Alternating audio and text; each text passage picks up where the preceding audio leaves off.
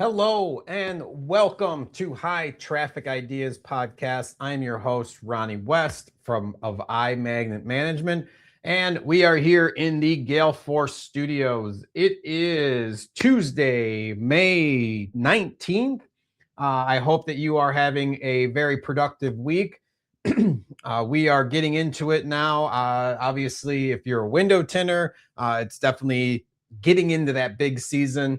Otherwise, I think lots of people, it's kind of that crazy time. Kids are just about ending high school, middle school, elementary school. College kids are coming back home. So times are in flux. Trying to understand and get a hold of all the information that's out there can be a little tricky. That is why we have this episode for you. We are once again going to kind of highlight the stuff that's coming across the High Traffic Ideas Instagram feed and all of the different things. AI is changing every day. There's always some sort of new advancement in something. This essentially, obviously, we talk about a lot about marketing trends and things that can help, but understanding the AI technology environment as a whole, I believe, is very important. And so we are going to get into a few of these topics. This is going to be a fairly shorter episode. But yeah, I just kind of want to go over and give some of my thoughts on some of the things that I saw over the last couple of weeks since I did this before. And we are going to continue. This will be an ongoing conversation that we have of understanding the social feed. Let me add this at the bottom. And so, yeah, so we're going to get into this. Obviously, this show, it's brought to you by iMagnet. I am the chief marketing officer. So we handle your blogs, your Google ads, your social media content. Just today, I've had a couple customers send me some photos or send me some videos, and then we kind of go and turn that into a reel or TikTok and gets the customer some additional content that they don't already have. Obviously, like we've talked about before, pushing videos is essential. Otherwise, or some of the stuff that we're going to see here, some carousels, and that gets people to stay on your page. Patrick and I had talked about this in the past. The key with social is getting that thumb pause or getting somebody to stop on your post, whether it's to read it, to watch it, to flick through it. That is the ideal situation that you are wanting to have. And so us at iMagnet, again, we've been preaching it all year. We want you to highlight your work. Putting up non-generic content, I think is key. Showing and highlighting the things that you do well to your customers, the problems that you solve, I think is the key to advancing in 2026 and getting through all of the AI, I think is essential. So, with all of that being said, if you have any questions, make sure to reach out to Ronnie at iMagnet Management. But yeah, so let's get into this. This is our high traffic idea. It's obviously making sure that we are identifying the trends that are out there. Falling behind can become very easy with busy lives. I want to be able to provide you with the up to date. These are obviously, like I mentioned, I'm not going back and redoing the stuff that we did before. These are the new pieces that are coming out within the last week across AI, the different advancements. And so I wanted to share that with you. So there we go, bring this on up. So we are going to start. Let's see if we can bring that. YouTube changes the rule for creators. Now, this is something I have definitely been curious about. I almost kind of got into it. But as we flick through here, reuse content and lazy AI posts will now demonetize your channel. And so this is something where I've seen, and if you've been on TikTok, I see it a lot where someone's like either bouncing through their Minecraft or they're driving on GTA on the top half of the screen, and then they've reused somebody else's content at the bottom, and they kind of put these together, and it's usually AI generated. So YouTube is going to start cracking down on this. And so if this was one of the methods that you were doing to kind of just grab a bunch of content, put it out there onto a channel, it's going to kind of affect you. YouTube will now forces creators to disclose any AI used in visuals and voiceovers. So this is something if you've created an AI actor, or you're using 11 labs to dub or to kind of create content around it that isn't somebody actually speaking, YouTube's going to want to get verification that this is somebody real. YouTube Shopping expands to 500,000 creators with its new partnership hub. Obviously, there's been big success with Facebook Marketplace. And so, obviously, YouTube and all of these other channels are now kind of offering some different pieces. Just like TikTok Shop, there's going to be these different mediums in order to connect a buyer with a seller through all of these different apps. And obviously, we've seen the rise of Whatnot and a lot of these other kind of Shopify related apps that are out there. So that's just something to think about if you sell a product. Understanding and getting into these different spaces could be what turns your business into the next, puts your business up to the next level. Misleading thumbnails and clickbait titles are now explicitly YPP rejection grounds. So I've seen this a lot where the image can be misleading. They have this crazy thing going on, and then it has nothing to do with that, and that's just to get you to click onto the video. It's something I've heard Mr. Beast, not saying that he has done this specifically, but he has talked about how the thumbnail is so important to your YouTube video. So taking that into play, understanding that you don't want to lie to the customer that's going to give anything that's misleading, but also realizing that that thumbnail is super important. If you've seen with the Second Lap podcast that I do as well, there'll be an image of the guest, and then there'll be text up here highlighting it. We'll have the logo over here. And so it kind of gives you an idea of what this piece of content is about. And so that is very important to, versus just having a stale image of somebody sitting there without any text, without, when somebody's scrolling by, it makes the video less desirable by the potential person who's going to view it. So making sure that you're explaining what your video is about, having maybe not, I should maybe pull out the person and just kind of have a bigger image, have some sort of action pose. Maybe I'll use this in kind of when I post this onto YouTube. So having something that's going to pull somebody in on that cover photo is kind of essential to building out your page. And so that's that. Let's go to the next one. Let's see if I can do this. There we go, going backwards. Apple just announced that iPhone users will be able to replace Siri with Claude or Gemini or choose their own AI. This, I think, is pretty big. At least for me, I am using Claude all the time.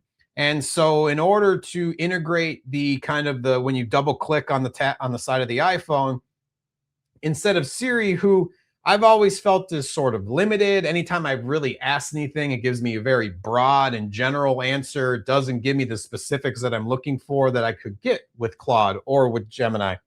So that's just something I think to look forward to and be aware of, and look into the settings, look into that if that's something that interests you, just because it might make things a little more efficient versus with me, I have like the Claude app. And so I have to go in, open it up, versus, like I said, just kind of double clicking that button might save me a few seconds. But if you're doing it a lot, it's going to save you minutes and hours over time.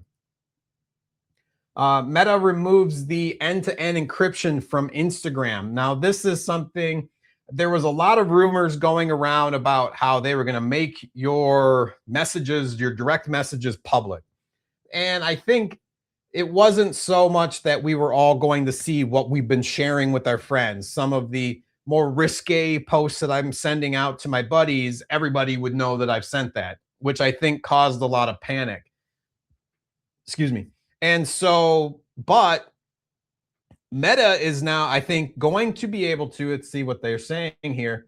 Yeah, we'll be able to see the content that people are sending, which obviously that kind of already, you should already have expected that they're aware of what's being shared on their platform. And if you didn't, Obviously, they're making this doom and gloom like Zuck's overlooking everybody's messages. But if you were thinking that they didn't have some sort of back end access, to me, I would kind of laugh at you if that was the case. But this is where I think the key piece is going to be, that they can scan the different content for advertising. So this is something, if you're sharing a bunch of stuff, like whether it's with your spouse about, hey, I want to, we should buy this or we should go on this trip. Meta's going to have that data and is going to be able to target you with ads because you fall into this new classification because you've been sharing these images. They're going to assume that you might be interested in X, Y, or Z product. So that's essentially where I think this is leading to, or obviously it's saying that it's leading to, but that's much more the realistic thing that I've kind of expected versus everybody having access to your direct messages. I just think that was kind of ludicrous.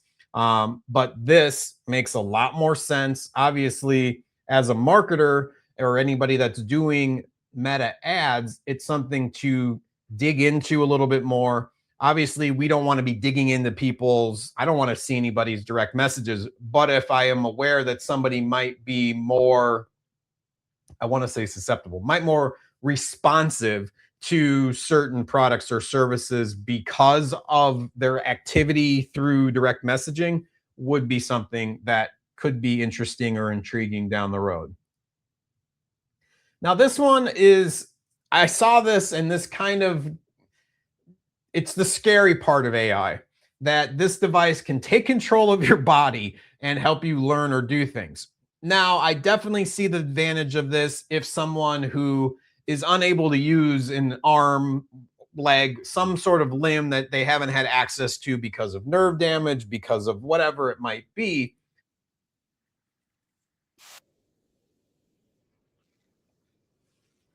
But this just seems very weird. Like, except it's your body.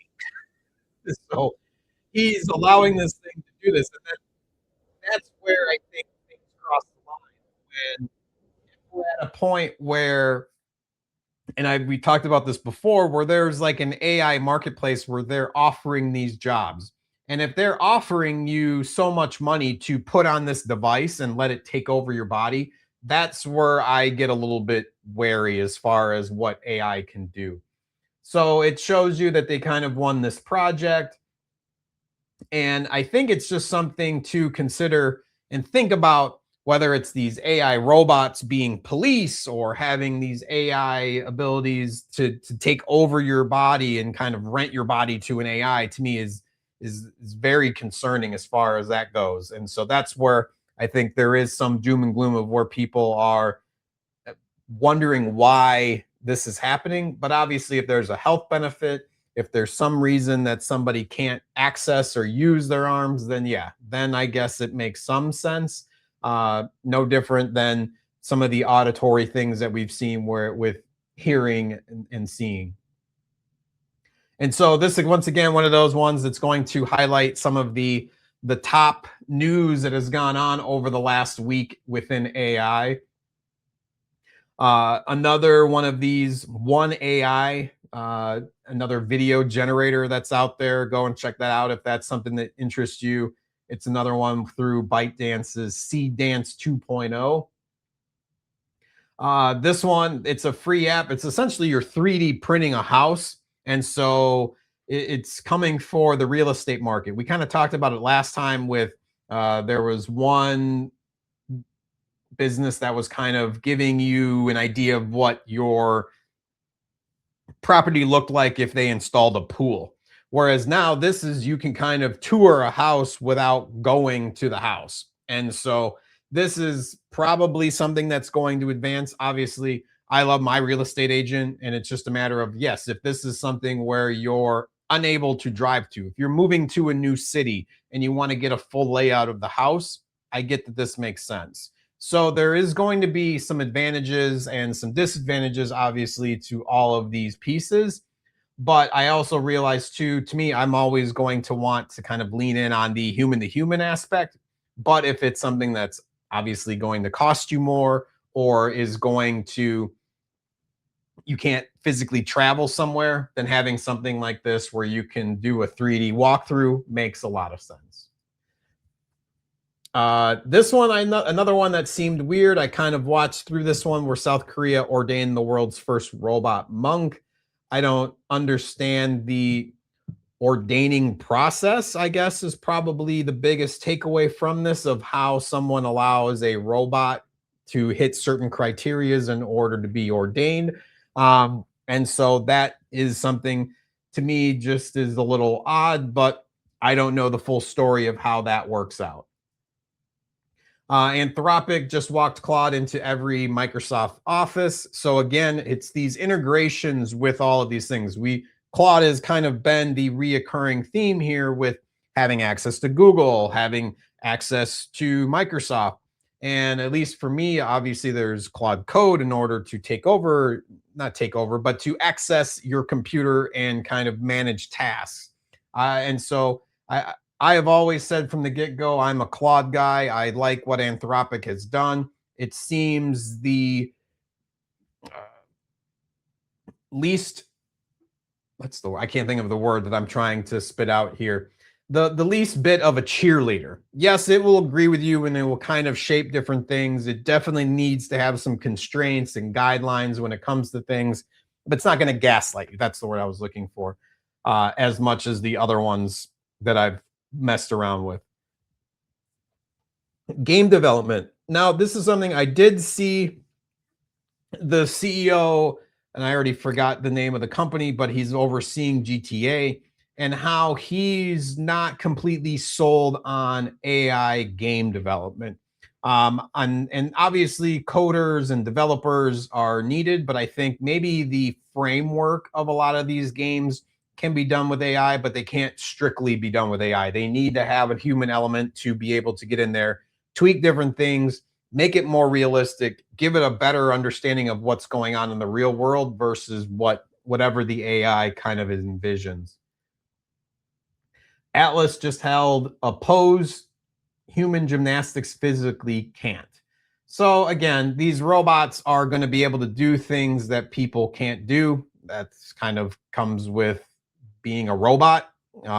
So I don't think it's ridiculously crazy, but these are the things that are being developed and made. Robot hands hit a full human level dexterity. This is something obviously they've been working through a lot. And as we kind of go forward, and there's another post here in a little bit that I'm going to show you about how the dexterity of these robots is still progressing. And obviously it's much better than what it was quite a few years ago. So as these things develop, obviously there's going to be different advancements in what these robots are able to do job wise. And then once again, if this is something that it's much cheaper to have a robot build it out than or a robot to do these jobs and to work longer hours, then yeah, I understand why there is some panic with some people as far as this goes. Got a tickle in my nose. Wall Street just hired 10 Claude analysts that never sleep. So this, again, we talked about it last time with financial analysts and just being able to monitor so many more things. Any kind of analyst will sit there, and I used to work at Piper Jaffray, and I'd see the day traders with like 6, 7 screens up, trying to watch everything that they could in a moment's notice.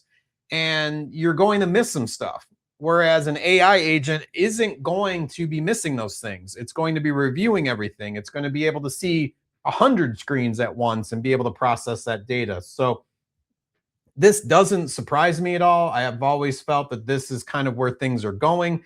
If you're not utilizing some sort of AI to help you analyze and investigate and do research with financial analysts analyzing or anything else that's out there, that's where I feel like you're going to fall behind, because you can't keep up with someone who's able to monitor this many different markets or time frames or parameters that you might set on it. Robbie just had a really good conversation with Joe Sullivan, and he's retired, but he manages portfolios with the help of AI. And so that is something I definitely would recommend to kind of look into. Check out that episode. He kind of breaks down what he does.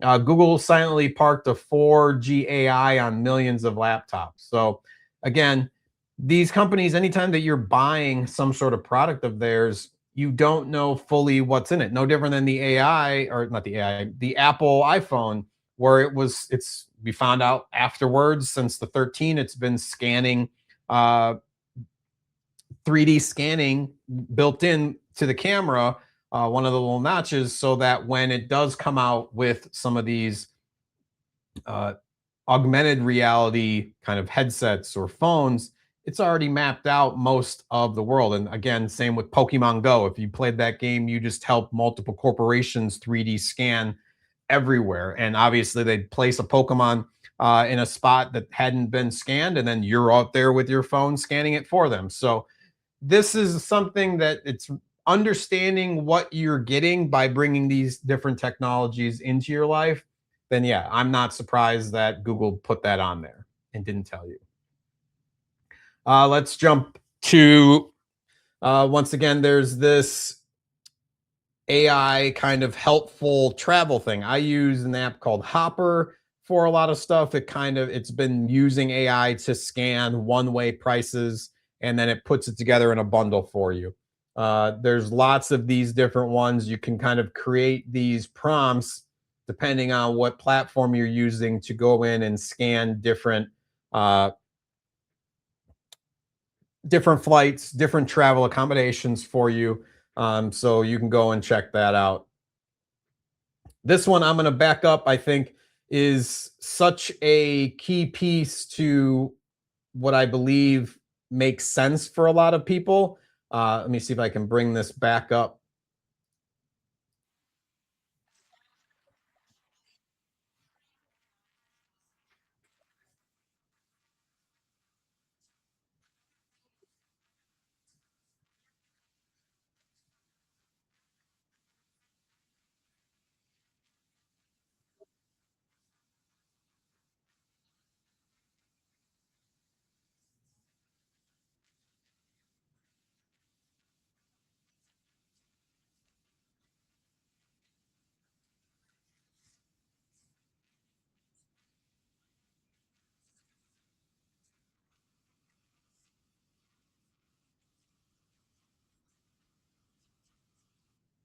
And that's so true. I think as everything gets so digitized and so technology uh, technology based, doing something in person, like I mentioned before, having that connection, going to a concert, going to a baseball game, doing these different things in person is going to become the highlight of your day. It is all of a sudden kind of disappeared after the pandemic of wanting to do everything online just because we were so worried about being around everybody.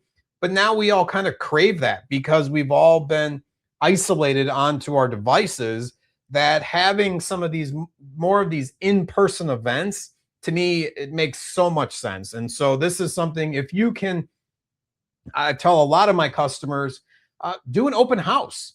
If you're worried about not having any customers because of whatever you're doing online, buy a bunch of hot dogs and just grill out and say, hey, free hot dogs here, hamburgers, come by. We'll do a demo. We'll explain our product. We'll explain our services. We'll hit up any questions that you might have and get a free lunch on a weekend.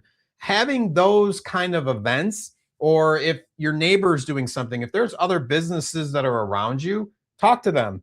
They probably would benefit from having some sort of parking lot fest or something that's going to bring people to your brick and mortar shop. Or if it's something, doing craft fairs, doing these different things where you're engaging with somebody, explaining what you're doing in person, to me is something that people just are not taking advantage of. Uh, Simple one, this makes sense. Restaurant owners are now designing their menus and ads with ChatGPT or Gemini.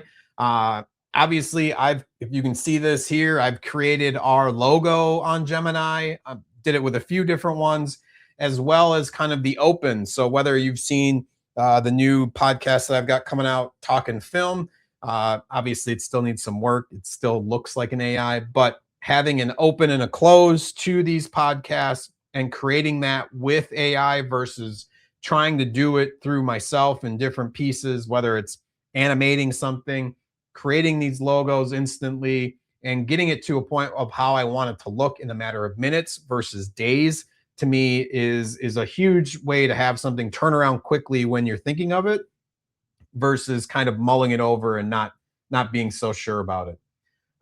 Again, this is another image generator using Canva and ChatGPT. To me, this is where things are going. To be able to kind of create these pieces of content by writing a code. And that's why if you go back and rewatch my prompt episode, to me, it's so important to kind of highlight those things and realize that, hey, this is what makes sense. Atomic Habits, it can take pieces from a book and go into it. Obviously, this is very Claude based. One of the ones we're going to jump to the end is this one. So again, like I talked about with the different AI pieces, this robot was able to work for, I think it was 27 hours. Here we go. And it was just sorting packages and being able to see it. This is one of two instances it said where it failed at not being able to do the tasks that it was required to do. But you can see, obviously, in this other one's where one of the packages fell and they missed it.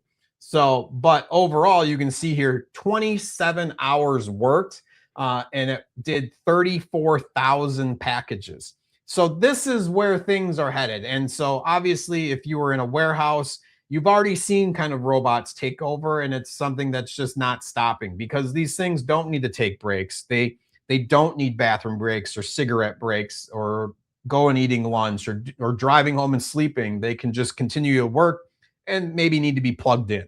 So looking through all of these, to me, this is where I think people need to realize that technology is coming for everybody. It's one of those where we need to have a full breadth of understanding of what's actually going on. And so hopefully this kind of helps give you a better understanding of that, gives you some ideas to research on your own and think about different things, because obviously we can't all learn this all at once. I'm here. This is my job to kind of go through marketing and different technology trends and be able to share that with you. So again, this all was brought to you by iMagnet. I got a client call I got to jump on, but I wanted to make sure I got in here and talked about these things and shared it with you. If you guys have any questions, again, reach out to me, Ronnie at imagnetmgt.com. This has been the High Traffic Ideas podcast coming to you from the Gale Force studio. Once again, I'm your host, Ronnie West of iMagnet. We'll see you next time.